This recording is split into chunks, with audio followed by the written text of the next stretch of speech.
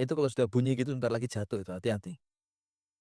Ya ayyuhalladzina amanu taqullaha haqqa tuqatih. Nah, berhenti dia. Berarti harus disindir dulu. Ya ayyuhalladzina amanu taqullaha haqqa tuqatih wa la tamutunna illa wa antum muslimun.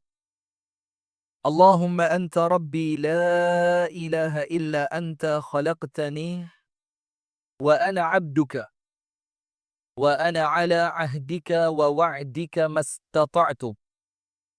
A'udzu bika min syarri ma sana'tu abu'u laka bi ni'matika 'alayya wa abu'u bi dzambi faghfirli fa innahu la yaghfiru dzunuba illa anta. Asbahna ala fitratil Islam wa ala kalimatil ikhlas wa ala dini nabiyyina Muhammadin sallallahu alaihi wasallam wa ala millati abina Ibrahim hanifan musliman wa ma kana minal musyrikin amma ba'du. Allahumma inna nas'aluka ilman nafi'a wa rizqan. Oh, apal semua. Udah apal semua? Masya Allah. Udah gak usah ngaji, pulang aja ya. Allahumma inna nas'aluka ilman nafi'a wa rizqan tayyiba wa amalan mutaqabbala. Ini Bu, ada artinya. Kemudian urutan ilman nafi'a, rizqan tayyiba, amalan mutaqabbala itu bukan asal. Bukan kemudian Rasulullah, yo pengen seperti Anda, tapi itu ada maksud dan artinya.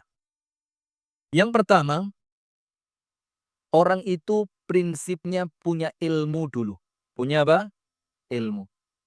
Itulah kenapa pembahasan kita di pagi hari ini, jadikan kesabaranku lebih luas daripada kekurangan pasanganku. Yo, bisa jadi kurang jumlahnya untuk laki-laki, ya. Jumlahnya kurang nggak istrinya? Enggak. Buan tereram. Pelan-pelan ya. Sudah. Jadi prinsipnya punya ilmu dulu. Maka setiap pagi hari, selesai sholat subuh, pertama yang Rasul minta kepada Allah ilmu. Ilman nafi'ah. Karena kalau sudah ada ilmunya, semua gampang. Dari rezeki insya Allah gampang. Membedakan mana yang halal, mana rezeki yang haram, ngerti dia caranya. Dia tahu caranya bagaimana uang yang dia dapatkan menjadi uang yang manfaat penuh dengan barokah. Ngerti karena dia tahu ilmu. Masalahnya sekarang terlanjur kaya, ndak ngerti ilmu, baru kaya. Apa? Pinter dulu, baru kaya. Dan ini ada ceritanya juga ini. Waktu itu kami lagi di mobil, pesen makanan, ada orang nyegat taksi. Ngerti taksi zaman itu ya, belum ada online yang lain. Nyegat taksi di Jakarta. Itu taksinya di seberang jalan. Padahal seharusnya dia tidak perlu repot-repot nyebrang jalan. Itu taksi yang bakal putar balik. Dia yang lari-lari di bel sama bis besar. Dia harus hati-hati. Kenapa harus merepotkan diri untuk sesuatu yang seharusnya kamu tidak perlu repot? Nah, maka pinter dulu baru kaya. Termasuk ciri orang kaya tidak pinter itu apa? Mobil mewah bisa beli, buang sampahnya keluar jendela. Itu wis kadung soge tapi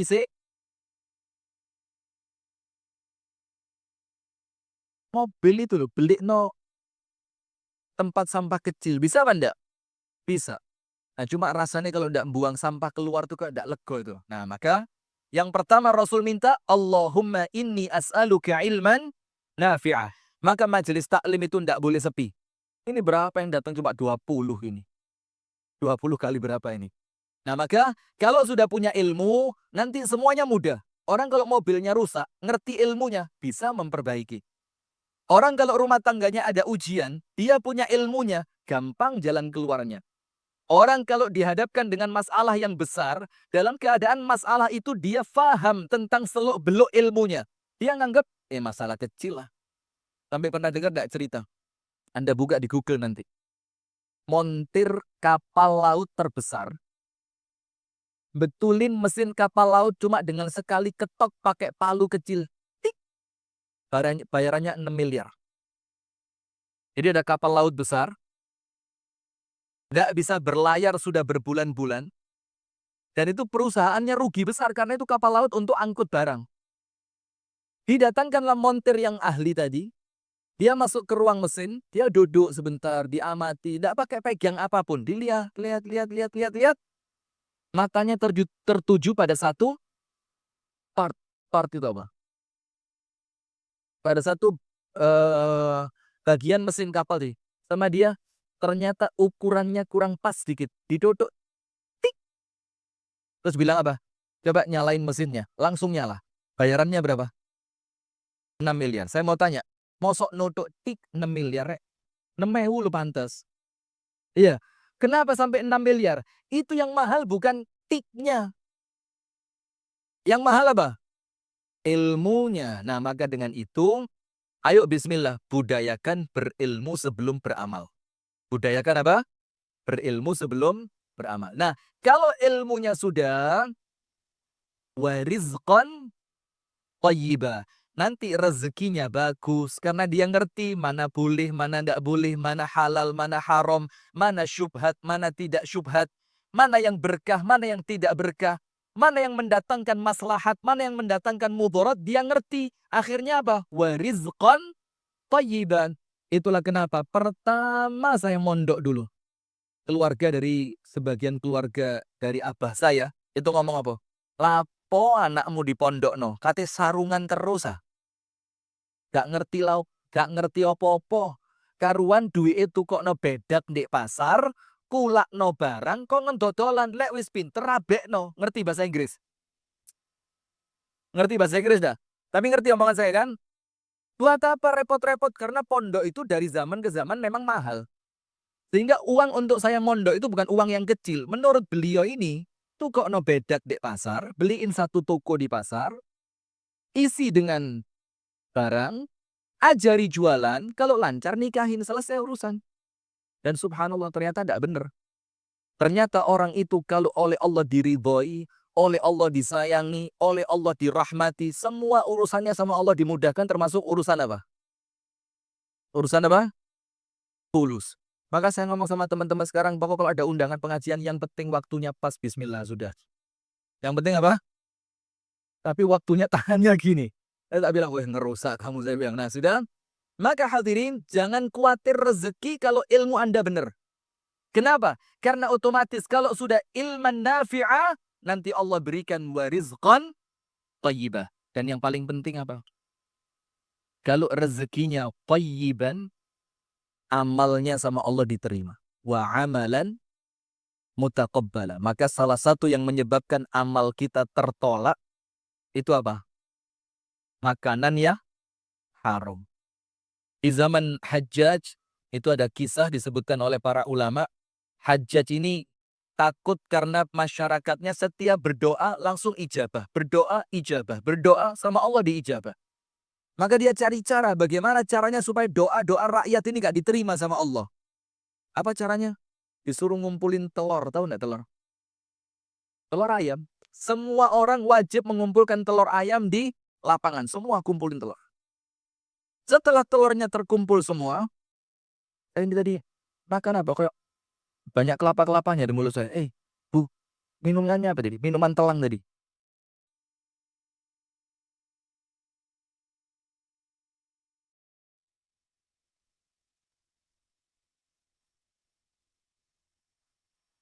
Sudah, lanjut. Nah, sudah. Setelah telurnya terkumpul segitu banyak, apa yang terjadi, Bu? Sama Hajjat disuruh ngambil telurnya masing-masing. Dalam keadaan telur itu kan bentuknya sama. Warnanya juga relatif sama. Sementara kalau mereka tidak ambil bakal dihukum. Akhirnya mereka wes bismillah wes sendokung doke wong sing penting joko sing penting aman. Dibawa pulang dalam keadaan besar kemungkinan itu bukan telur yang dia letakkan tadi. Berarti telurnya siapa yang diambil? Orang lain. Mulai nanti malamnya doa mereka sama Allah tidak diterima lagi. Coba lihat. Padahal dalam keadaan terpaksa. Apalagi dengan sukarela memakan makanan yang haram. Ngambil haknya orang lain. Kerjanya curang kepada orang lain. Khianat, menipu, curang dalam timbangan, mengurangi ukuran. Ini semua menyebabkan ibadah dia yang dia lakukan oleh Allah tidak akan diterima. Kenapa? Awalnya karena tidak ngerti ilmu. Maka jangan pernah lupa berdoa, Allahumma inni as'aluka ilman nafi'a wa rizqan tayyiba wa amalan mutaqabbala. Hadirin sekalian yang dirahmati oleh Allah dan pemirsa Madani TV dimanapun Anda berada, dan teman-teman dari Akhwat Bergerak Banjarnegara. ABB itu saya sempat bingung. ABB. Ustadz Abu Bakar Ba'asyir. Apa ini binaannya Ustadz Abu Bakar Ba'asyir? Karena saya sama putranya teman dekat. Tapi kok sampai Banjarnegara? Kemudian saya tanya sama Pak Agus, itu kan pembinanya itu, pembina ABB Banjarnegara itu Pak Agus ya, walaupun beliau belum nikah, enggak apa-apa. Saya tanya Pak Agus, masuk membina ABB akhwat sebanyak ini Pak Agusnya belum nikah? Yo itu Tat. Karena akhwatnya sudah bergerak duluan. Saya ketinggalan. Nah, sudah saya ngomong sama Ustadz Abadi. Nama ABB ini menyakiti kami bagi laki-laki. Ini menyakiti laki-laki ini. Serius, ini nama yang kurang baik buat laki-laki. Akhwat Bergerak Banjarnegara. Ini ada apa dengan laki-lakinya kok sampai akhwat yang harus bergerak itu loh. Ini kenapa laki-lakinya di Banjarnegara ini ada apa ini? Kok sampai yang bergerak harus akhwat? Tapi ya sudah apa-apa lah, suruh bergerak akhwat, kita cari yang lain akhwat ya. Sudah hadirin sekalian, puji dan syukur alhamdulillah kita haturkan kepada Allah atas nikmat yang Allah karuniakan kepada kita sehingga di pagi hari ini kita bisa bersama-sama bertatap muka, saling menasehati, saling memberi manfaat dalam rangka kebaikan akhirat kita, duduk di majelis ta'lim, bertaqarrub kepada Allah dengan mendengarkan ilmu, dan jangan salah niat mendengarkan ilmu untuk diamalkan. Kenapa? Karena ilmu itu menuntut untuk diamalkan. Rasulullah Shallallahu Alaihi Wasallam bersabda, "La tazulu qadama abdin yaumal qiyamati hatta yus'ala an arba'." Kaki panjenengan nanti di hari kiamat tidak akan beranjak dari hadapan Allah sampai menyelesaikan 4 pertanyaan. Salah satunya apa? Wa an ilmihi madza amila bih. Ilmunya digunakan untuk apa? Nah, maka majelis taklim sebesar ini, kalau gerakannya kecil, yo nampaknya eman-eman. Maka sedikit demi sedikit, sekarang bukan lagi waktunya mendengarkan. Sekarang ini level kita harus mulai ya Bang, meningkat. Bagaimana apa yang telah selama ini kita dengarkan, mulai tampak dalam kehidupan kita. Suami ngelihat, oh pulang pengajian semakin baik. Pulang pengajian semakin sopan. Pulang pengajian nyuruh saya nikah lagi. Ini kan progres yang sangat luar biasa. Akhirnya suaminya bilang apa? Wes bismillah ngaji. Tok ra usah mulai. Karena suami merasa pengajian membawa Setuju? Anda tidak mau ngaji, tidak bawa manfaat, tidak mau? Mau kan ngaji bermanfaat, mau? Lo kok tidak setuju? Apanya? Oh nikah laginya, oh jangan itu, yang lain itu loh. Jadi pulang ke rumah sama suami sopan. Pulang ke rumah sama suami semakin taat. Pulang ke rumah senantiasa nurut dengan perintah suami. Sehingga suami melihat majelis taklim yang diikuti oleh istrinya itu bukan cuma ngaji kuping. Tapi apa? Ngaji untuk diamalkan. Salawat beriring salam semoga tercurah dan terlimpahkan kepada uswah kita, Nabi besar, Nabi agung, An-Nabi Muhammad sallallahu alaihi wasallam, beserta seluruh keluarganya, beserta seluruh istrinya, beserta seluruh sahabatnya, dan seluruh di antara umat dan pengikutnya yang setia menjalankan sunnah dan ajarannya ila yaumil qiyamah. Hadirin sekalian yang dirahmati oleh Allah, judulnya saya ganti sedikit, tapi masih sama. Kalau kami ganti judulnya menjadi Sabarku Menutupi Kekurangan Pasanganku. Jadi kekurangan pasangan itu akan tertutupi kalau kita apa? Sabar. Kekurangan pasangan bukan ditutupi dengan orang lain. Ingat. Kekurangan pasangan bukan ditutupi dengan teman. Nggak bisa. Kekurangan pasangan tidak bisa ditutupi dengan materi. Nggak, materi itu tidak menjamin apapun. Kekurangan pasangan bukan ditutupi dengan ikut ini, ikut senam, apa senam yang lagi rame sekarang? Zumba, Zumba, ada lagi yang lain. Udahlah, nggak penting. Ya, pokok kekurangan pasangan bukan ditutupi dengan apa? Memperbaiki fisiknya. Tapi kekurangan pasangan itu akan menjadi baik kalau dihadapi dengan kesabaran. Nah, saya awali, Anda buka silakan pada surah An-Nisa. Pada surat apa? An-Nisa. Ini penting dan mudah. Kenapa? Maju ya, maju. Ini penting dan tolong diperhatikan dengan baik. Karena ini insya Allah akan menjadi bekal untuk kebaikan rumah tangga kita ke depannya. Amin ya Rabbal Alamin. Anda silakan buka pada surah An-Nisa ayat yang ke-19.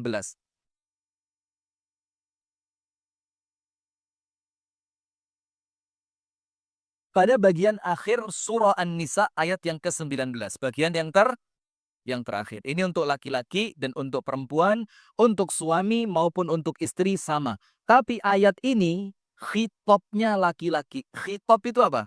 Yang diajak ngomong. Jadi lawan ngomongnya dalam tanda kutip, lawan bicaranya Allah Ta'ala dalam ayat ini siapa? Suami.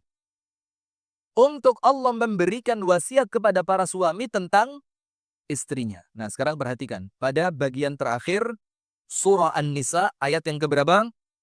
19. Bawa Quran kan? Masya Allah. Bawa Quran kan? Coba yang bawa Quran diangkat.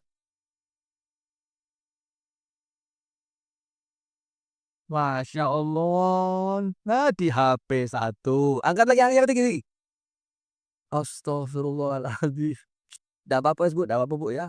Yang penting boleh bungah gitu hati ya. Sudah wis. Dapat ilmu, tidak dapat ilmu. Yang penting boleh ngaji. ABB foto sama Ustadz. Sudah. Lihat ayat yang ke-19 pada bagian yang terakhir. Allah Subhanahu wa taala berfirman wa'ashiruhunna bil ma'ruf. Wahai para suami, wahai para lelaki, pergaulilah istri kalian hunna, karena yang diajak ngomong laki-laki dalam bentuk jamak. Maka perempuannya juga dalam bentuk jamak. Bukan berarti loh, itu Ustadz istri itu bukan pakai H, tapi hunna. Hunna itu bentuk jamak perempuan. Berarti istrinya tidak boleh satu dong Ustadz. Nah ini ngawur ini ngawur. Karena yang diajak ngomong laki-lakinya banyak, maka perempuannya juga banyak. Wa'ashiruhunna bil ma'ruf. Pergaulilah istri kalian dengan cara yang ma'ruf. Tunggu dulu. Pergauli itu apa? Satu-satu. Jangan sampai nanti ketumpuan panjenengan tidak ngerti. Mempergauli istri itu apa sih dimaksudkan dalam Al-Quran ini? Apa? Mempergauli istri itu apa? Memperlakukan. Terus. Menafkah. Terus ya Allah. Ya wis, tidak apa-apa. Memperlakukan. Menafkahi. Terus apa lagi? Wa'ashiruhunna bil ma'ruf. Menemani tidur. Tidak apa-apa. Normal. Manusia. Terus. Nah. Ini loh. Yang ngomong mendidik apa tadi? Layak nikah lagi Anda. Serius.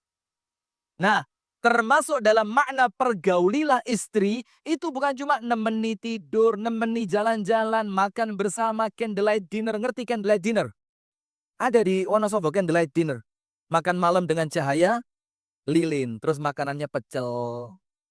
Gak nyambung. Kalau candlelight dinner itu makannya yang minimal ustik. Masya Allah. Nah, sudah. Wes.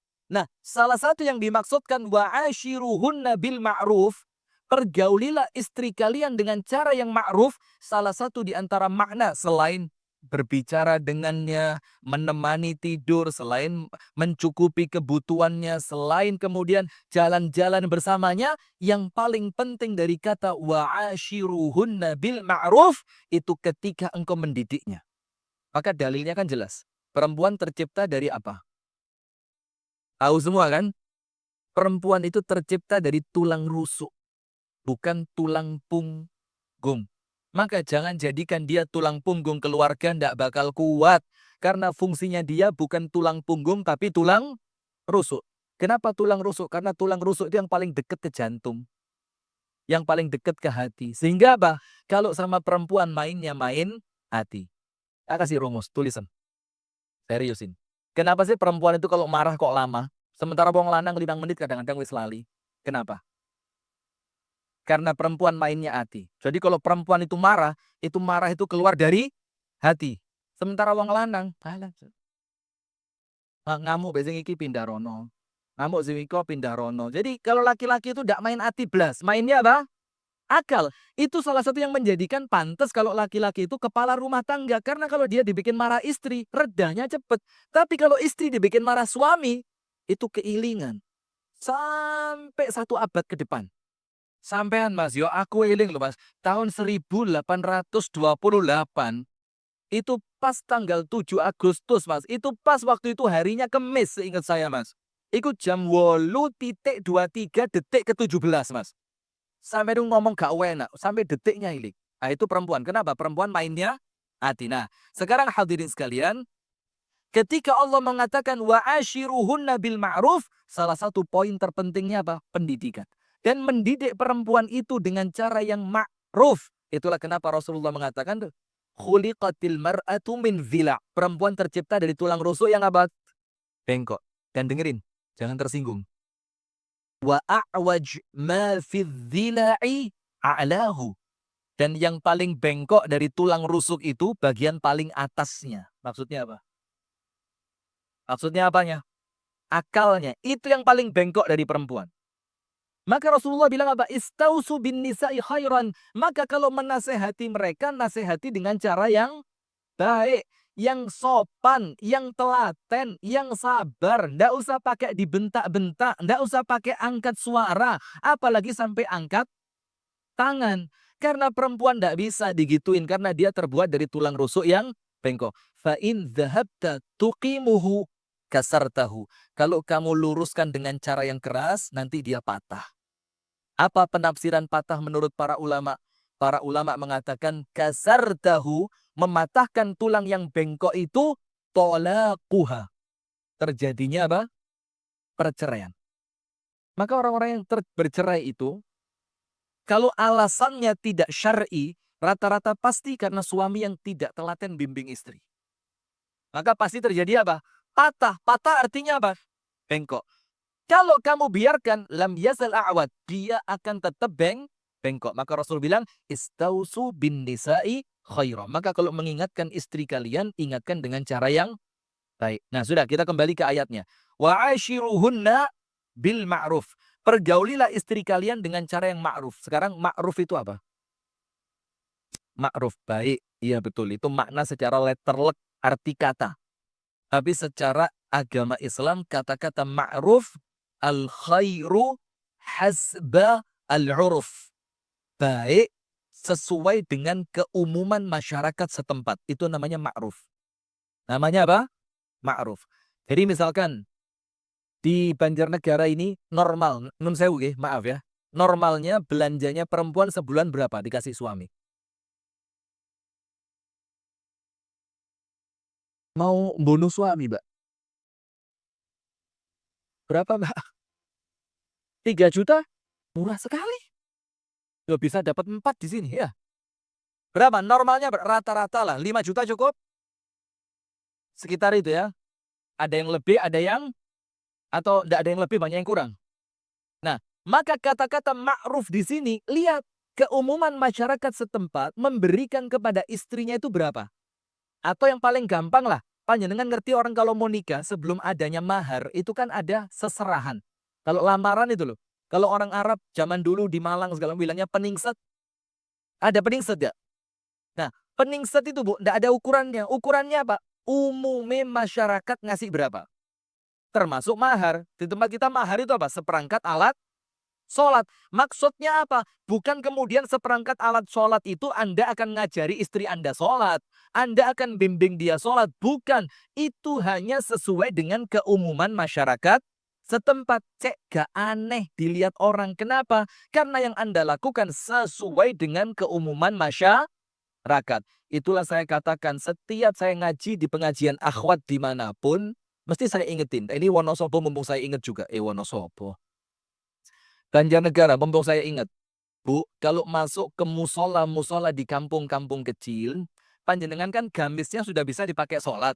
Jilbabnya sudah besar, gamisnya sudah longgar. Tapi kalau Anda lihat di sana mbah-mbahnya pakai rukuh putih semua, ambil rukuh. Ambil rukuh di lemarinya, seret.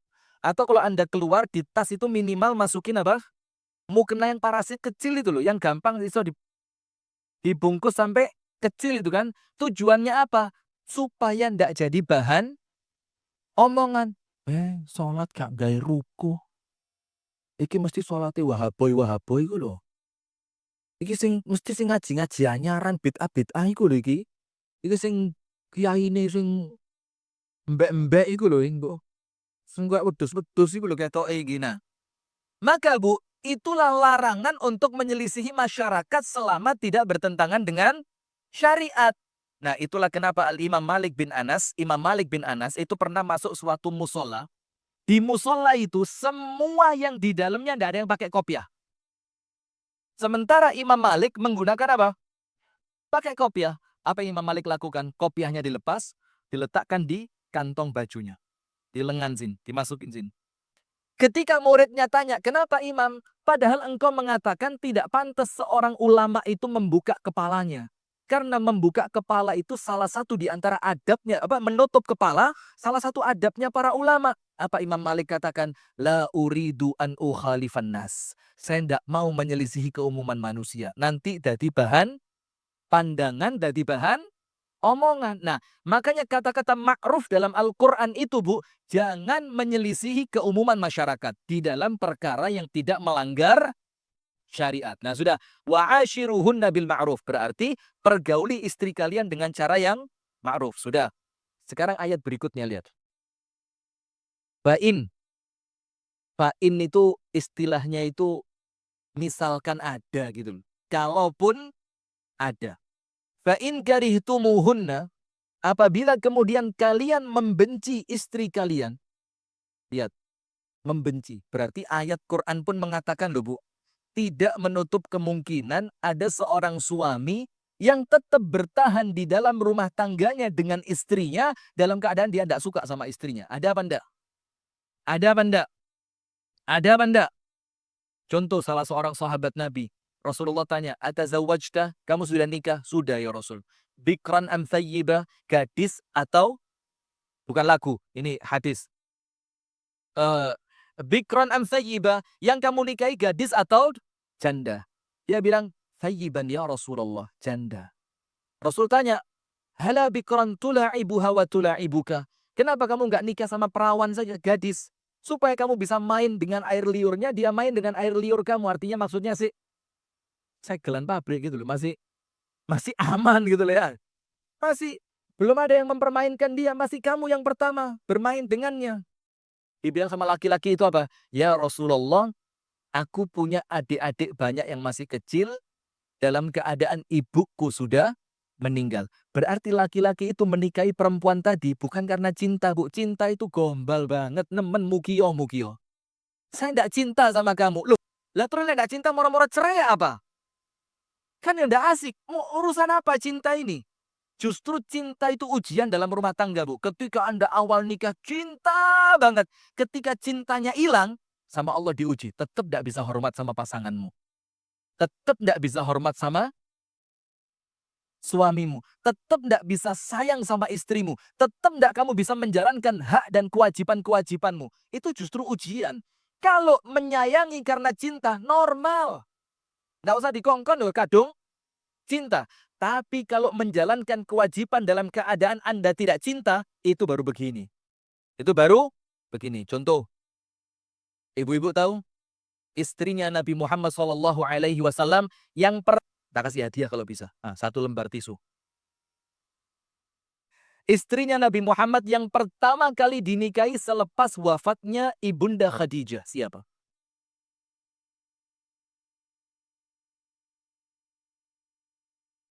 ABB, jangan malu-maluin. Sauda, Anda layak loh Anda ini, sudah betul loh, ilmu sudah dapet loh. Tinggal action ini. Siapa namanya? Sauda. Dan Sauda itu usianya sama dengan Nabi Muhammad. Rasulullah waktu itu usianya sekitar 50-an, dan Sauda juga sekitar usia 50-an. Nah, seiring berjalannya waktu, bertambahnya istri dalam kehidupan Rasulullah, ada istri-istri seperti Ummu Salamah, Ibunda Aisyah, Hafsah, yang usianya jauh di bawah Sauda, maka Rasulullah ini ngelihat Sauda tidak sampai hati. Hati-hati loh ya. Anda baca sejarahnya jangan salah. Rasulullah tidak sampai hati ngelihat Sauda. Terus Rasulullah melihat bahwa Rasulullah itu masih gesit. Lawang Rasul itu, Bu, perang pertama itu umurnya 52 tahun. Orang kita 52 kok tuwek-tuwek. Oh, ini Rasul perang pertama umurnya berapa? 52. Menikahi Bunda Aisyah 52. Berarti yang 52 ini masih boleh, Pak. Tidak ada larangan, boleh. Sudah, apa yang terjadi? Rasulullah ngomong sama Sauda, Sauda, aku ini ngelihat kamu kesian. Aku masih gesit, masih banyak kegiatan. Kadang-kadang juga pergi dalam safar yang panjang. Kalau pas namamu yang keluar untuk ikut, aku ndak tega. Kamu naik turun unta, kamu harus tidur, ndak ada tempat yang nyaman. Aku ndak tega. Karena kamu itu tetap istriku, kata Rasulullah. Maka oleh Rasulullah disarankan apa? Ditawari apa? Mau ndak kita pisah aja? Bukan karena ndak cinta.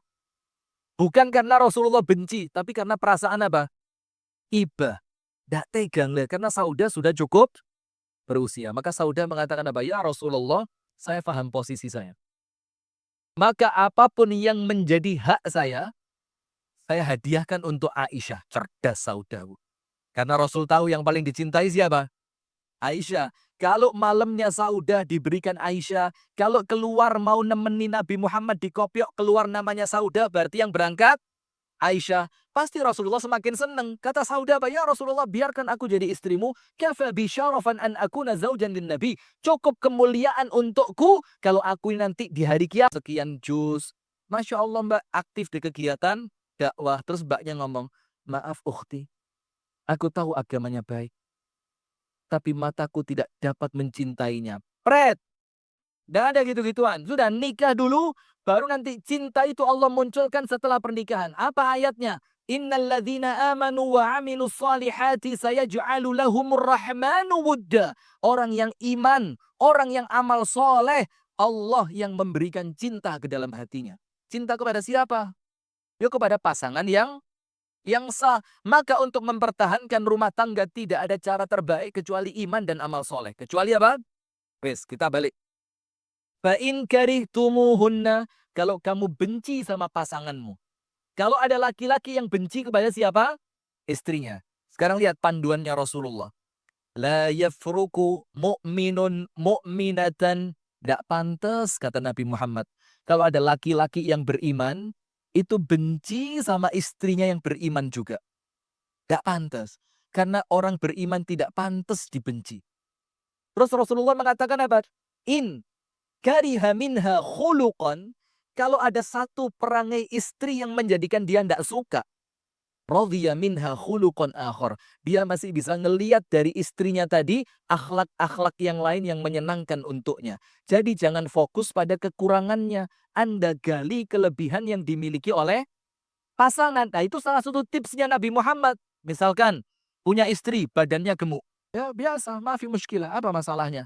Tapi kekurangan dalam segi badan ditutupi dengan banyak kebaikan. Ngomongnya sopan, masaknya sedap, rumah tidak pernah kotor, anak-anak terawat dengan baik. Coba, maksud semua kebaikan itu hilang gara-gara satu kekurangan? Kan tidak mungkin. Atau misalkan sebaliknya, ada istrinya boros. Dikai 1 miliar ente. 1 miliar nente. Ini duit dikemanain? Tapi kekurangan dia pada boros tadi, itu ditutupi dengan kelebihan-kelebihan yang banyak. Kalau sama suami, pelayanannya hotel bintang 5. Masya Allah. Jadi kalau sama suami itu autopilot. Mulai suami datang sepatu dicepot non.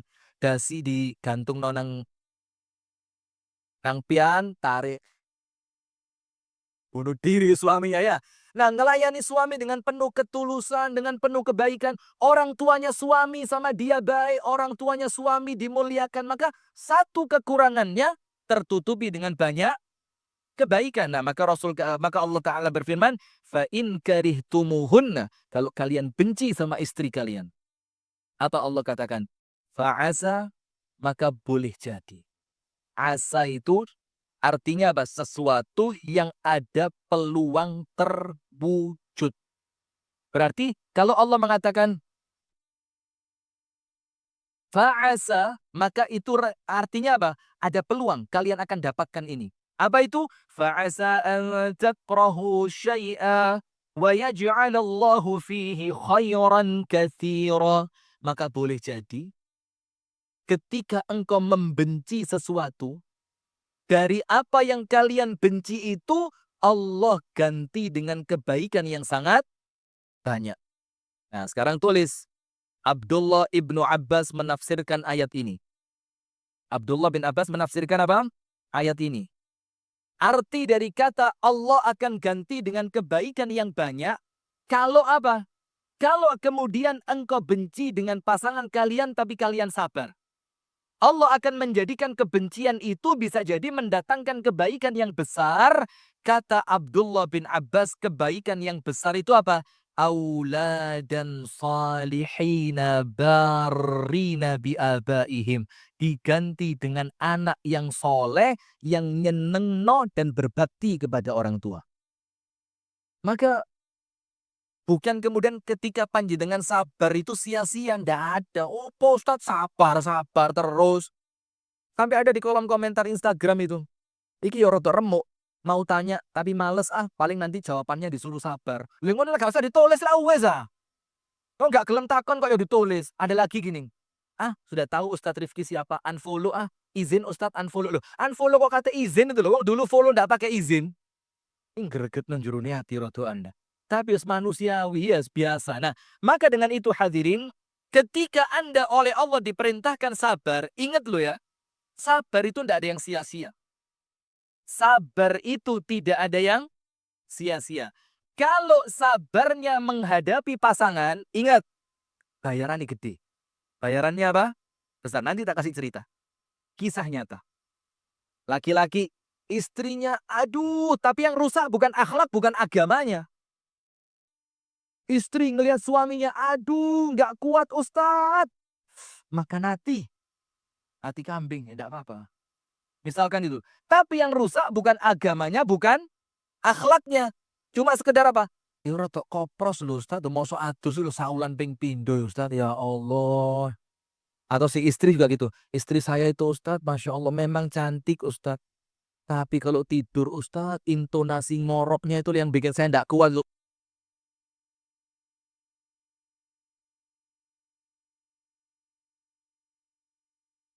Nah misalkan, well, ya panjenengan semuanya begitu, tidak usah ngetawain diri sendiri, tidak usah.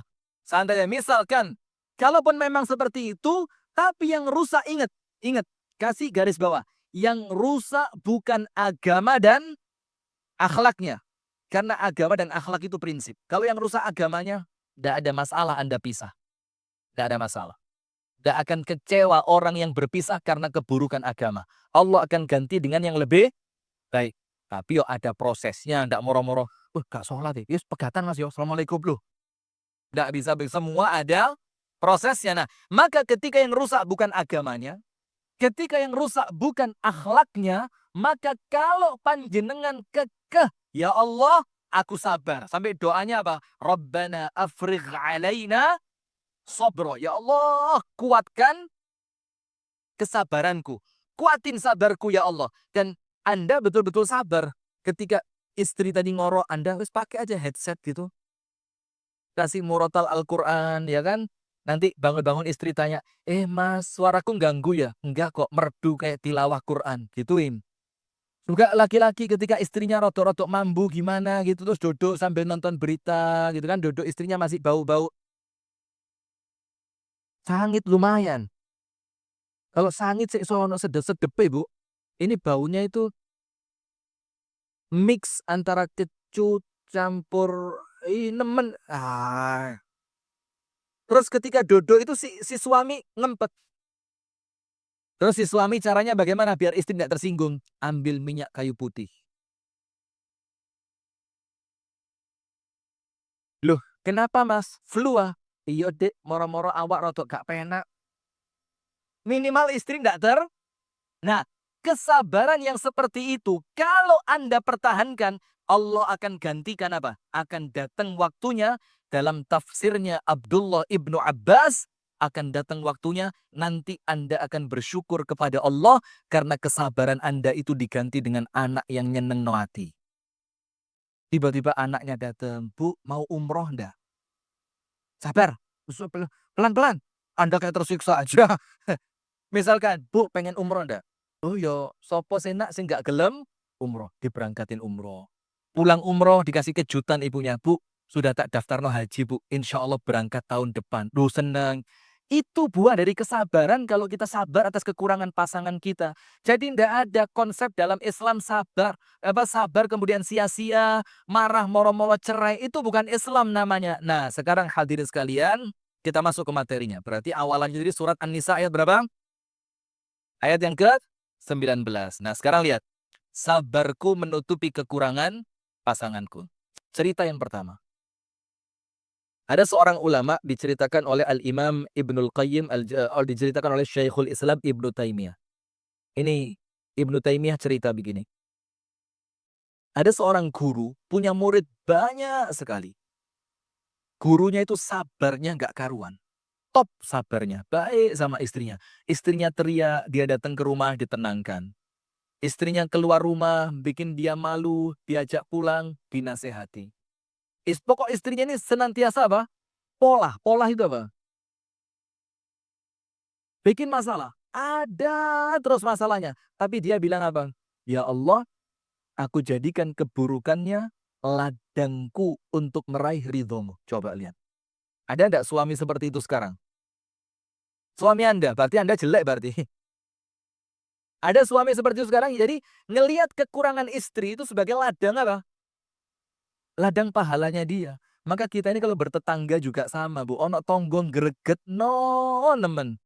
Wes pokok ganggu. Bersyukur, Bu. Karena apa? Itu tetangga yang senantiasa ganggu Anda, itu ladang Anda untuk masuk surga. Tetangga yang senantiasa nyakitin Anda, itu cara Allah untuk menghapuskan dosa Anda.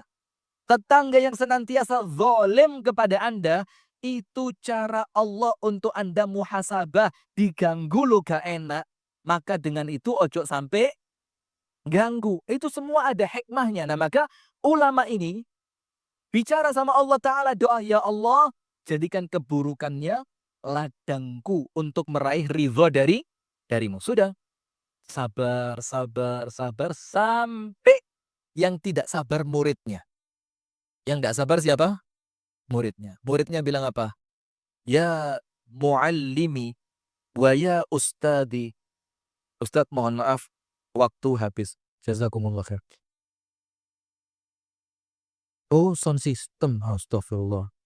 Saya kira wah, saya kok dapat kertas gini baper saya, gampang. Oh kalau panitia datang gawa kertas wis gak tak waca wis.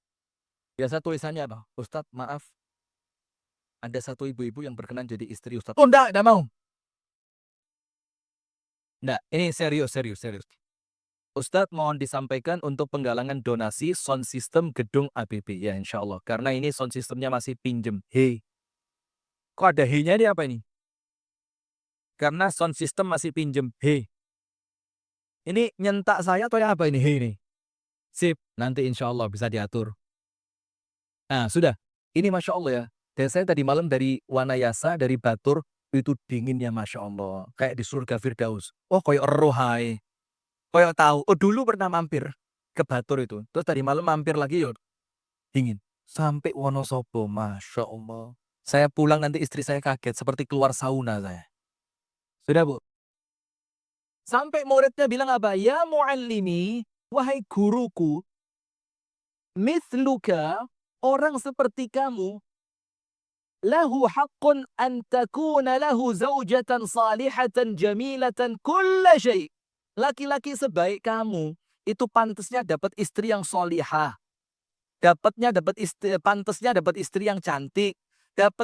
Pantasnya dapat istri yang sabar, yang baik. Lah kok istrimu kayak gitu? Ma ra'ainaha. Kami tidak melihat istrimu itu kecuali apa? Pantas untuk dicerai. Lihat. Gurunya masih sabar, yang tidak sabar siapa? Wis gak kuat muridnya ini tadi. Gara-gara itu murid tinggal di rumahnya guru belajar. Ngelihat istrinya teriak. Ngelihat istrinya guru ketika bangunin tidak sopan. Tidak pernah macem-macem. Terus gurunya bilang apa? Lah, asbir. Saya tetap kepingin sabar. Karena apa kata dia? Kalau saya berpisah dengannya, belum tentu saya dapat yang lebih baik. Bisa jadi dapat yang jauh lebih buruk. Atau saya bisa kehilangan ladang pahala besar dengan bersabar itu. Sudah, singkat cerita apa? Suami istri tadi, guru dan istrinya tadi punya anak. Sampai anaknya dewasa, laki-laki, nikah sama perempuan. Si menantu perempuan tadi datang ke rumah mertuanya laki-laki yang guru tadi. Tanya, Pak, saya mau tanya satu aja sama kamu. Setelah mereka berdua nikah selama 1 bulan. Satu aja saya mau tanya. Apa rahasianya? Kok sampai kamu punya anak laki-laki sebaik dia? Yang sekarang jadi siapa? Jadi suaminya. Saya kepingin dapat resepnya supaya nanti anak saya, yaitu cucu kamu, bisa sebaik bapaknya ini. Saya heran loh, tidak pernah ngomong kasar. Tidak pernah nyentak ke istri. Tidak pernah meninggalkan kewajiban. Senantiasa sopan. Perhatian luar. Saya kepingin. Ya apa caranya kok sampean bisa punya anak sebaik itu? Dengerin jawabannya. Sabartu ala adha ummihi aishrina sana. Karena aku bersabar selama 20 tahun mengatasi keburukan ibunya laki-laki itu. Berapa sabarnya? 20 tahun. Gantinya Allah kasih apa? Anak yang sangat berbakti. Sesuai dengan tafsirnya Abdullah bin Abbas tadi. Sesuai. Nah, maka sekarang ibu-ibu sekalian tulis. Apa arti sabar? Apa sih sabar? Jadi jangan salah paham. Sabar itu bukan berarti meneng tok, gak dikandani blas, gak direken, cuek. Itu bukan sabar. Itu namanya putus asa. Sabar itu ada progres. Ustadz, orang baik itu berproses. Iya.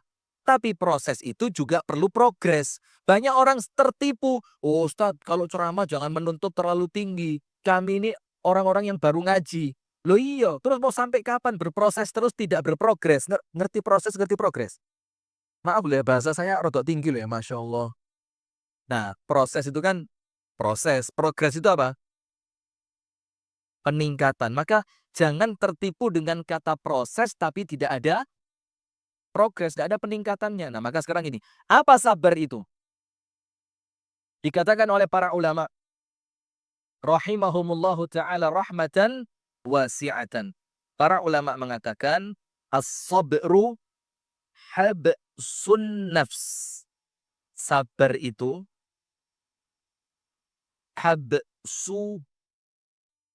habs itu memenjara, an-nafs, kemauan nafsu.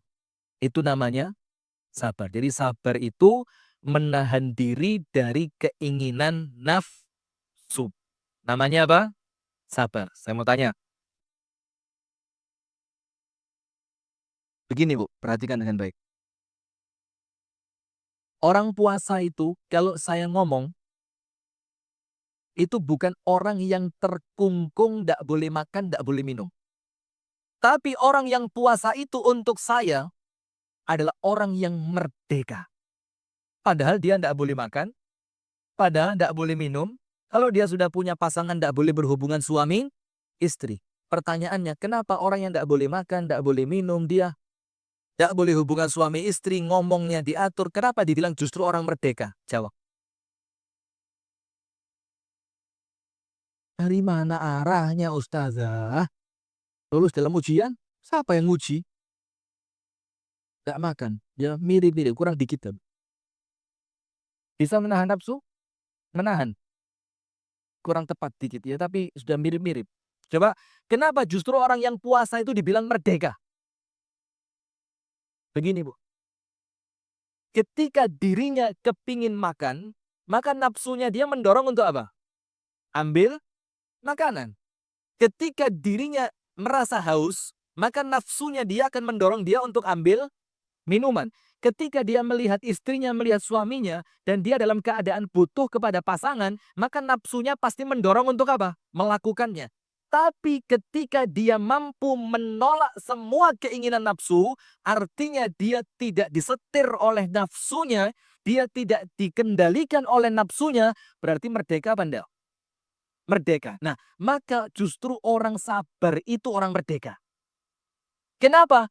Karena dia perbuatannya tidak dikontrol orang lain. Ngerti? Beli Wonosobo apa yang khas? Eh, ini Ustadz Irfan barusan WA, jadi saya ingat yang Wonosobo terus. Banjar khasnya apa? Yang ayu dawetnya apa akhwatnya? Saya kok jadi bingung. Apa? Dawetnya ya, dawet ayu, dawet ayu. Saya begini. Saya beli dawet ayu. Berapa biasa satu? 5.000. Masya Allah, di tempat kami dapat 10 itu. Kotak itu tapi sudah. Saya beli berapa tahun? 5.000. Kata yang jualan apa? Piro? 5.000 saya bilang. Mek 5.000. 10.000. Tidak punya uang. Hah? Tuku kok mek 5.000. Ya jualan gitu. Terus saya dikasih kresek. Ya, bungkus dewe. Sambil mukanya itu tidak mencerminkan dawet ayu. Malah kayak dawet elek gitu. Ya. Sudah. Ya, ambil dewe. Terus ketika saya mulai ngambil, jaga ke. Iti kaget saya. Ambil dikit saya. Weh, cukup. Kareti. Saya kareti segala macam. Terus ketika saya minta kresek, yang juga dewe yang kresek kok. Untuk kumpul 5.000 merentah-merentah. Sudah saya ambil sendiri kreseknya. Saya masukin. Setelah itu, Bu, kira-kira dengan pedagang yang model begitu, saya matur suwun apa enggak? Kalau saya enggak matur suwun, berarti saya dijajah sama dia. Kalau saya enggak ucapkan terima kasih, berarti sikap saya diatur dan disetir oleh perbuatan orang itu. Kalau panjenengan orang yang sabar, maka apa yang terjadi? Loh, jahat kan kamu. Teriak-teriak kan kamu. Nakal kan kamu. Resek kan kamu. Ngomongnya sakar PDW kan kamu. Saya orang baik. Saya tidak pantas melakukan itu. Akhirnya walaupun lawan bicara, lawan interaksi Anda menjadikan Anda itu tidak pantas terima kasih, ternyata Anda tetap terima kasih, maka itu namanya Anda orang yang sabar. Dan Anda orang yang merdeka karena apapun yang dilakukan orang lain tidak mempengaruhi kebaikan Anda. Itu kalau masuk ke rumah tangga. Suami datang ke rumah. Assalamualaikum. Istri bilang, "Waalaikumsalam." Oh, ini bukan sabar ini. Ini yang namanya kompetisi. Kira kayak senjerit apa kata istrinya kan? Wong mantan atlet voli nasional katanya, tak cemes sirah sampean buyar sampean. Nah, tapi ketika suami datang ke rumah, "Assalamualaikum." Istri bilang, "Waalaikumsalam sayangku." Suami ngelihat, tukang rukyah, telepon langsung. Ini kena jin gak istri saya ini? Nah, maka kalau sabar itu bisa masuk ke rumah tangga, kekurangan pasangan Anda itu menjadi tempat untuk Anda meraih ridhonya Allah. Tulis, rumah tangga digunakan untuk sarana meraih ridho dari Allah apa suami? Allah apa suami? Lah kalau suami tidak ridho ya apa? Hah? Ridhonya melalui suami. Kalau suami ridho tapi bikin Allah murka ya apa? Kok jadi bingung saya? Diulang. Rumah tangga untuk digunakan untuk meraih ridho Allah. Meraih ridhonya siapa? Allah. Karena kalau ridhonya Allah yang dicari, masih suami ngamuk bukan urusan saya. Misalkan suami nyuruh Anda lepas jilbab. Tapi ketika Anda nurut sama suami, Allah tidak ridho. Anda ikut suami apa ikut Allah? Nah, makanya bukan ridhonya suami, tapi ridhonya siapa? Allah. Karena sebagian suami mengajak istrinya untuk jauh dari ridho Allah. Nah, sudah sekarang begini. Ketika rumah tangga digunakan untuk mencari ridhonya Allah, Bu. Lihat. Maka satu-satunya cara yang paling cepat untuk mendatangkan ridho dari Allah apa? Sabar. Dalilnya mengatakan begini. Rasulullah sallallahu alaihi wa alihi wa sahbihi wasallam bersabda, "Ma u'tiya ahadun." Tidaklah seseorang itu diberi oleh Allah ata'an, dengan suatu pemberian, khairun lahu, yang lebih baik, wa ausa', dan lebih luas, minas sabr, dibandingkan ketika Allah beri sabar. Berarti pemberian Allah yang paling besar apa? Pemberian Allah yang paling baik apa? Sabar. Jadi kalau panjenengan nggak dikasih kaya, tapi Allah kasih panjenengan sabar, itu lebih baik dibanding kaya. Ketika Allah tidak memberikan kepada Anda kebahagiaan rumah tangga, tapi Allah karuniakan Anda bisa sabar, maka itu lebih baik dibanding kebahagiaan rumah tangga. Ketika Allah tidak memberikan kepada Anda suami yang romantis, tapi Allah berikan kepada Anda kesabaran, maka sabar Anda itu lebih baik dibanding Anda diberi suami yang romantis. Karena Anda hitung, Anda tulis, Anda kalkulasi, semuanya Anda daftar list. Semua pemberian Allah kepada orang lain apa? Tulisan kabeh. Irungi mancung, irungku pesek. Pipine tirus, pipiku tembem. Awake dukur, aku kuntet. Rambutnya apik, aku keriting. Apalagi? Kono langsing, aku langsung. Terus lagi, suaminya PNS, suamiku. Ya, suamiku ini. Anaknya dokter, anakku. Sudah, tulis semua. Tulisan, bandingkan hidup Anda dengan orang lain. Semua itu, Bu, akan tiba-tiba hilang ketika Allah berikan kepada Anda kesabaran. Jadi semua yang Allah berikan kepada orang lain itu tiba-tiba tidak ada artinya. Mau langsing, mau cantik, mau mancung, mau tirus. Tirus apa? Tirus itu yang kalau buat bikin sayuran, buat ngambil sayuran itu loh. Oh, Eros. Kalau tirus apa? Tirus itu yang kemarin corona itu ya, tirus corona itu. Oh, itu virus. Nah, sudah, tirus. Semua pemberian itu seketika tidak ada artinya ketika Allah gantikan untuk Anda dikasih apa? Sabar. Contoh, masih ingat gak cerita perempuan di zaman Nabi Muhammad sakit ayan? Pernah dengar gak hadisnya? Perempuan sakit apa? Ayan. Begini ceritanya. Ada perempuan datang sama Rasulullah Shallallahu Alaihi Wasallam. Kemudian perempuan itu mengatakan begini, ya Rasulullah, ini usra. Ya Rasul, aku perempuan berpenyakit ayan. Lihat, Allah kasih buat dia apa? Penyakit. Dan dalam riwayat yang lain, perempuan ini perempuan hitam dengan wajah yang tidak menarik. Coba, kurang lengkap apa? Ini totalitas ini. Totalitas. Sama seperti Julaibib, tahu Julaibib tahu? Julaibib itu kan laki-laki yang Rasul tawarkan nikah, tapi dia tahu diri. Dia bilang, ya Rasulullah, man yuzawwiju Julaibiban. Ya Rasul, orang seperti Julaibib ini siapa sih yang mau ngasihkan anak perempuannya sama saya? La mal wala jamal wala jah. Ganteng yoga, duwe yoga, duwe kedudukan yo ndak ada. Ini totalitas ini. Nah, maka sesuatu itu kalau totalitas itu semakin bagus itu. Ibu-ibu juga gitu ya, yang totalitas kadung elek menisanan. Astagfirullah, astagfirullah. Nah, gini, perempuan datang, ya Rasulullah ini usra. Ya Rasul, saya ini ya Rasul perempuan dengan penyakit ayan. Dan riwayatnya banyak, Bu. Dalam satu riwayat, dalam satu cerita, dalam satu riwayat, macam-macam bilang, saya pengen nikah ya Rasul, saya pengen punya suami, pengen gendong anak, pengen merasakan ya apa rasanya hamil, bagaimana bisa pagi-pagi mandiin anak, nanti sore nunggu suami pulang. Siapa sih yang gak kepingin coba? Sementara saya tidak dapat itu ya Rasul. Anda bayangin bagaimana hidupnya perempuan ini. Panjenengan bisa ngerasain hamil. Panjenengan ngerasain tidak ketemu suami 2 hari ketika suami kerja, tiba-tiba ketika suami pulang seneng. Pernah ngerasain tidak? Panjenengan pernah tidak ngerasain anak berangkat mondok, pas waktu kunjungan hati apa?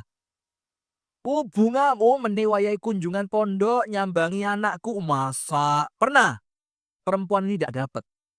Maka dia bilang sama Rasul, saya pengen ngerasain punya suami. Saya pengen nanti saya merasakan bagaimana sih hamil, kalau bahasa Jawanya mungkin yo ngidam iku yo apa? Pengen ngidamnya apa? Tengku Wisnu. Ngidam Tengku Wisnu. Misalkan biasa orang kan rujak, langsung keluar denger rujak. Rujak pengen ngidam dawet ayu, ngidam duren, kode keras, ngidamnya macam. Kata dia, "Saya nggak bisa ya Rasul, kenapa? Nggak ada laki-laki mau sama saya, wajah saya jelek, kulit saya hitam, plus yang paling utama karena penyakit saya." Terus perempuan itu bilang apa? "Ya Rasulullah, ud'ullaha li an yu'afiyani." Mintakan doa ya Allah Rasul, tolong saya didoain biar Allah apa? Menyembuhkan saya. Kalau dia sembuh, panjang Bu ceritanya. Dia bisa nikah, dia bisa hamil, dia bisa punya anak, dia bisa merasakan bagaimana hidup berumah tangga. Artinya kalau dia sembuh ceritanya panjang. Kalau dia tidak sembuh, mandek wis. Kayak iso apa-apa. Wis mek ngono tok sampai boleh jadi sampai dia meninggal dunia. Sudah. Terus Rasulullah memberikan penawaran sama dia. Gini Mbak, tak kasih tawaran sama kamu. In syi'ti da'autullaha laki wa'afaki. Kalau kamu mau, tak doain sekarang, langsung sembuh. Kalau mau. Dan panjenengan ketika dengar cerita ini, saya harapkan apa? Jadikan cerita ini seakan-akan Anda pelakunya. Rasa, no, ya apa itu kejadian ini jatuhnya sama panjenengan. Nasallallahu salamu wal afiyah. Semoga Allah menyelamatkan. Amin. Tapi cek semakin kerosok perjuangannya perempuan ini. Sudah, kalau kamu mau, tak doain, langsung sembuh. Dan kalau dia dengar kata sembuh, yang dipikirannya apa? Nikah, hamil, punya anak, makan bareng suami, tidur bareng suami, ngelihat anakku main-main, nanti sore-sore jalan bareng dengan anak. Panjang. Itu kalau kata-kata sembuh masuk ke dalam pikirannya. Kalau kamu mau, tak doain, sembuh. Tapi sebaliknya, Rasul kasih pilihan lain. Wa in syi'ti, tapi kalau kamu mau, soberti, sabar. Sebentar aja. Berapa lama sih di dunia ini? Kalau besok meninggal berapa lama? Ya sentek. Maka orang-orang itu kalau, waduh Ustaz, ini sabar pirang tahun kas. Loh, gak suwe sampai mati tok. Lek mati ini nanti habis dohor, ya wes selesai sabarmu. Kita ini merasa sabar itu berat gara-gara sok umurnya masih 1000 tahun. Jadi seakan-akan suami itu masih akan menyakiti Anda 1000 tahun. Ya Allah. Urip wong model ini 1000 tahun kas. Siapa bilang boleh jadi Anda nanti siang mati? Bisa. Allahumma ngesak nih anak putu nih masih takut mati juga ya. Jangankan panjenengan saya lo takut. Saya pernah waktu itu dipasangin kateter di sini untuk ngecek jantung pasang. Waktu mau dipasang sama dokternya dicek darah. Karena lampu operasi semuruk KB. Nggak pernah masuk rumah sakit, apalagi ruang operasi. Darah saya 200. Kata dokternya apa? Oh tunggu dulu, stop. Nggak boleh. Ini kalau dimasukin nanti darahnya terlalu tinggi bisa bahaya. Akhirnya sama dokternya digodo. Diajak guyon dulu biar darahnya rodok turun. Kasih obat di bawah lidah, kemudian diajak bercanda. Salah satu candaannya apa? Wong ustad kok wedi mati. Terus saya lihat dokternya langsung emosi saya. Kok selamat sampai dokter ya saya bilang. Lu masih ya Ustadz, maksudnya gak wedi mati. Ustadz kan saya lebih tahu siapa saya kan. Lo Ustadz kan di depan panjenengan. Kalau di depan orang lain kan ya belum tentu kan. Nah maka takut mati itu ya jangankan panjenengan. Saya lo takut. Bodoh sudah. Maka kenapa kita menganggap sabar itu kok suwe? Gara-gara kita menganggap hidup kita masih. Coba mikir. Kalau saya nanti habis duhur meninggal, ya berarti sabar saya cuma sampai duhur. Dan kemungkinannya besar kelihatannya ini. Nggak apa-apa, jangan takut. Saya mati sekarang. Mau. Yang penting satu, jaminan mlebu surga. Terus pokok kalau ada jaminan surga gitu, sekarang pun saya mau. Panjenengan juga kan? Berarti kalau nggak mau, berarti takut masuk apa? Lah sadar jantian. Ya cepat-cepat tobat. Mumpung suami masih ada, minta. Nah sudah. Akhirnya perempuan tadi bilang, ya Rasulullah, doain saya. Rasul bilang, kalau mau tak doain sembuh. Tapi, kalau kamu mau, sabar sebentar saja. Nanti Allah ganti kesabaranmu walakil jannah. Dan kamu kalau wafat langsung masuk surga. Sabar dulu. Kalau itu yang ditawani panjenengan. Milih mana?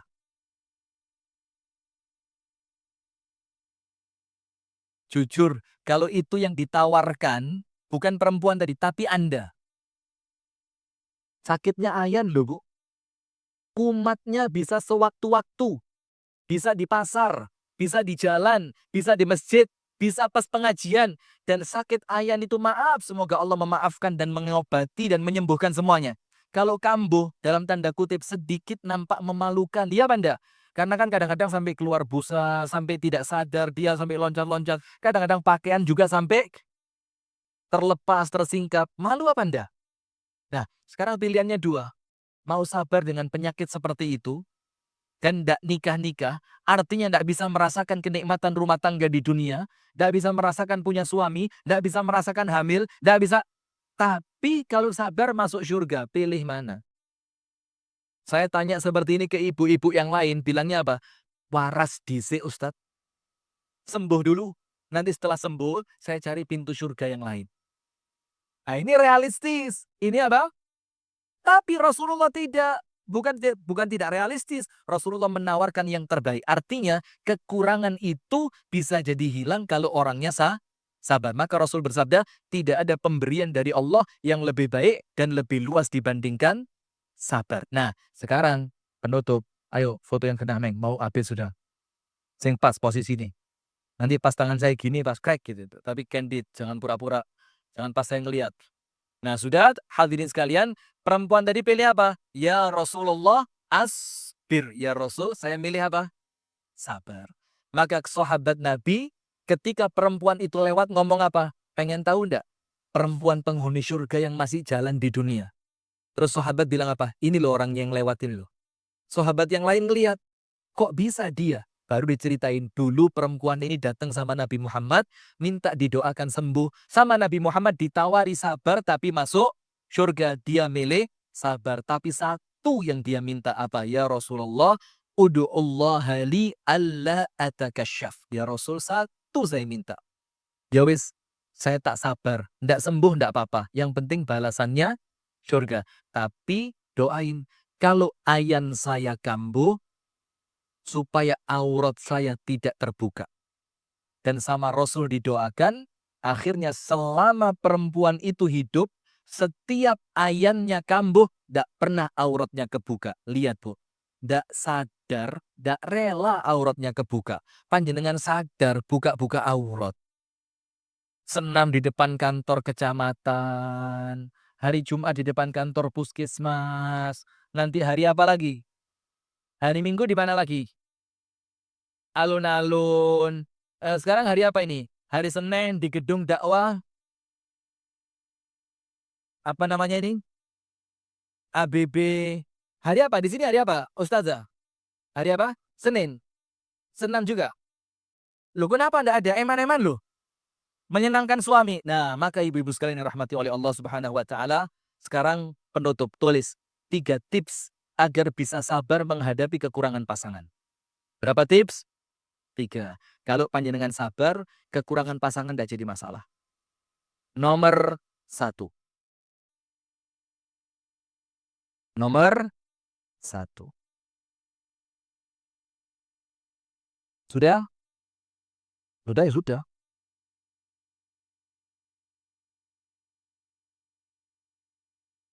Nomor 1, Anda buka dalam surah Az-Zumar ayat yang ke-10. Surah Az-Zumar ayat yang ke-10.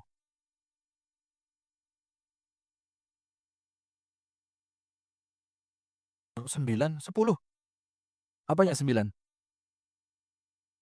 Oh, surat ke-39. Iya, ya, monggo. Surat ke-39 ayat yang ke-10. Allah Ta'ala berfirman pada surah Az-Zumar ayat ke-10 bagian terakhir. Allah berfirman apa? Innama yuwaffas sabiruna ajrahum bighairi hisab. Hanya orang sabar yang akan Allah beri ganjaran tidak ada hitungannya. Tidak ada bang? Tidak ada apa? Hitungannya. Innama itu adatu hasrin dalam bahasa Arab. Adatu hasr itu artinya tidak ada selain itu. Berarti artinya apa? Hanya orang sabar saja yang nanti di hari kiamat Allah akan kasih ganjaran tidak pakai dihitung. Langsung jret. Para ulama mengatakan apa ganjaran tanpa hisab itu? Allah langsung masukkan dia ke dalam surga. Maka nomor 1, bagaimana tips agar bisa sabar menghadapi kekurangan pasangan? Mengetahui keutamaan dan fadilah sabaran. Terus dibaca hadis dan ayat tentang keutamaan sabar. Innallaha ma'as sabirin. Apa artinya innallaha ma'as sabirin? Pertolongannya Allah itu tidak pernah lepas dari orang yang sabar. Wasta'inu bis sabri wassalat. Orang yang sabar, orang yang sholat pasti dekat dengan pertolongannya Allah. Maka nomor satu, bagaimana tips agar kemudian senantiasa bisa sabar? Mengetahui keutamaan sabar. Nomor dua, memahami bahwasannya memahami bahwasannya tulis kok cepet lah nulis Mbak Igrek. Memahami bahwasannya poligami itu sunnah.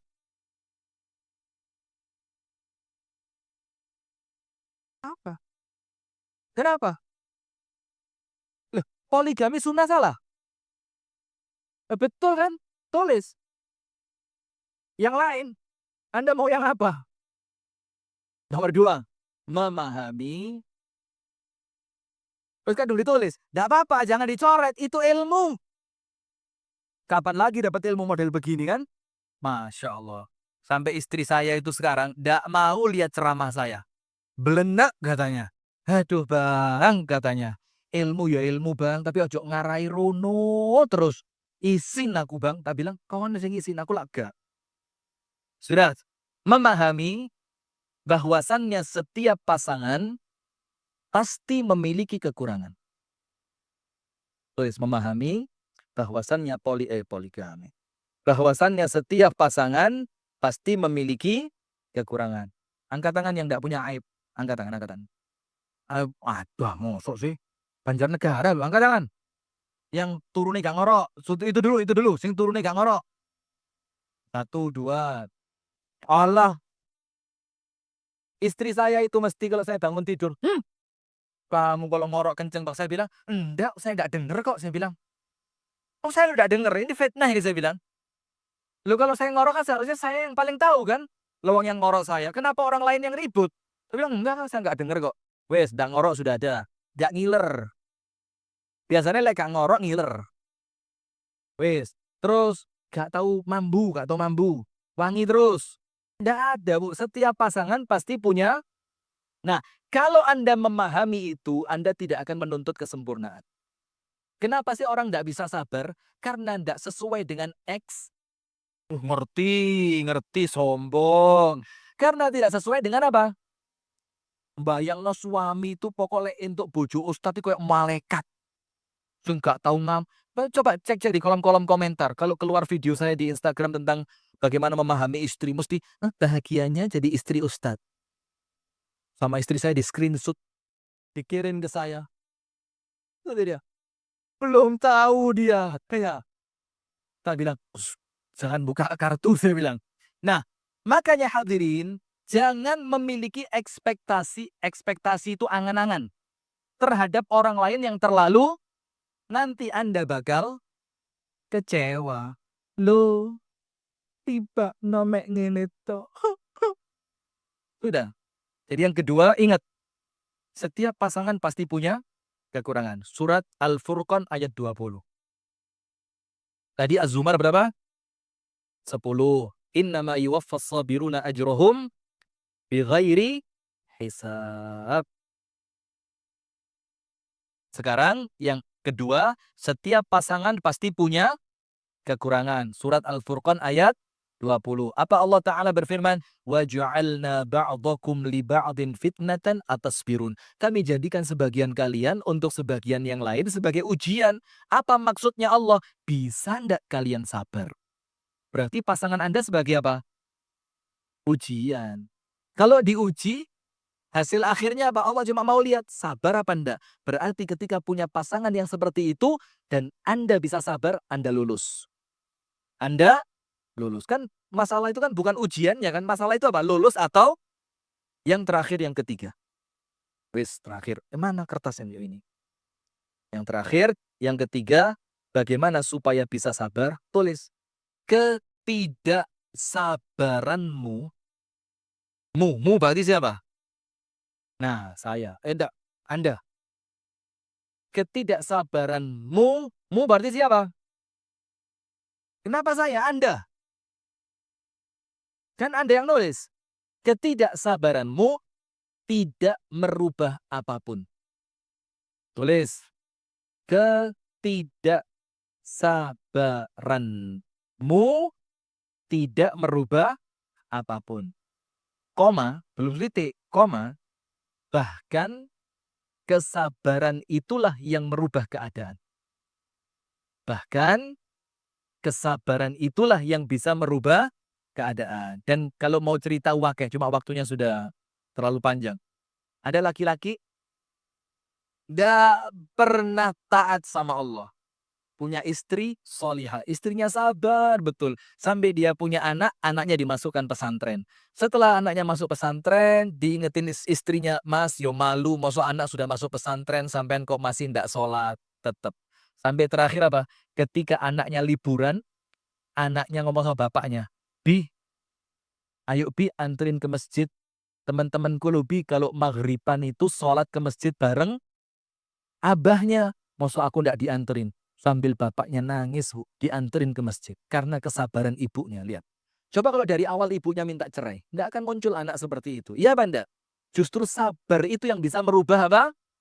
Keadaan. Nah itulah kenapa Allah Ta'ala firmankan, wasta'inu bisabri, minta tolong sama Allah dengan cara apa? Sabar. Dengan cara apa? Sholat. Lah kalau tidak sabar minta ditulungi, itu namanya minta Duh, ngerti loh Jani. Ya, sudah ibu-ibu ya. Itu yang dapat kami sampaikan ini pagi apa sore? Di siang hari ini. Dan saya sampaikan satu pengumuman ibu-ibu sekalian. Disebutkan oleh Rasulullah Sallallahu Alaihi Wasallam, "Idza mata ibnu Adam, inqata'a anhu amaluhu illa min thalathin." Apabila ada manusia meninggal, maka terputus semua amalannya kecuali berapa, Bu? 3. Nomor 1, yang urut sodakotin jariah, sedekah jariah. Apa sih sedekah jariah itu?